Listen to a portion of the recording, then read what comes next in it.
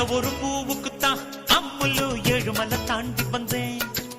Common வந்து சண்டை பிடிக்க மொத்தத்தில் காரப்புள்ளி குறைச்சிக்கிட்டேன். அச்சாரம் போடத்தான் 500 கிலோமீட்டர் வந்தேனே.